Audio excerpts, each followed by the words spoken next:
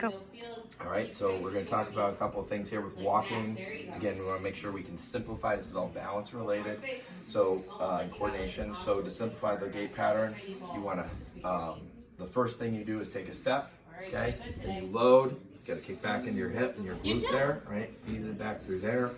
And then you're going to drive, which is up and forward through here. So again, step, load, and then you lift and drive. So step, load, drive, and then step. So really making sure you break those things up and you can sequence those things really well. The next thing we're going to talk about is dynamic weight shifting. So if you imagine you're in the middle of a compass here, so the first thing we can do is just tapping the toe all directions, okay, like so. So north, northeast, east, southeast, etc. We can do a lunge here. So multi-planar lunge this is called, but then we can also do a lunge with a reach.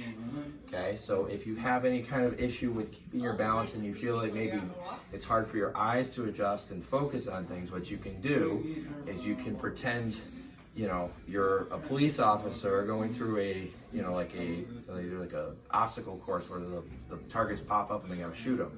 So if you put your hands in this kind of gun fashion and you use the line, the seam between the two fingers here, you can use that as your sight line. So basically you find a target at the wall and you point and then you kind of line that up. So that helps you.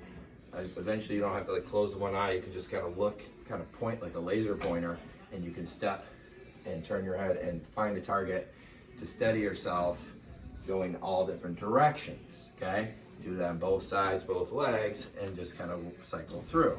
Now the other piece of this is that you can focus on combining this with pivoting. So what that means is that, you know, if you just practice pivoting, it's like you got one foot free and the other one's loading, and then you can put your weight and then you can pivot and twist.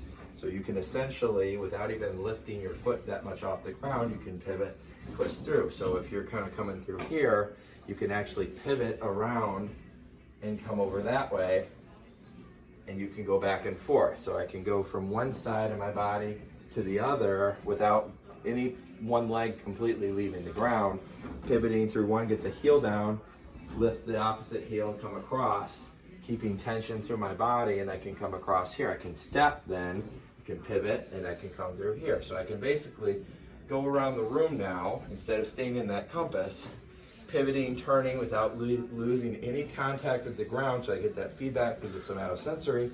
I can turn through my body, I can focus and get my sight, vision intact, and that only leaves the vestibular system to have to really manage internally. That one's harder to control because it's more automated, okay? But at least if you get those two systems, the somatosensory and your vision intact, you can really shift, point, stabilize, and do something more dynamic, and you can tie that in with the dancing we talked about in some of the other videos as well. All right, that's it for that one.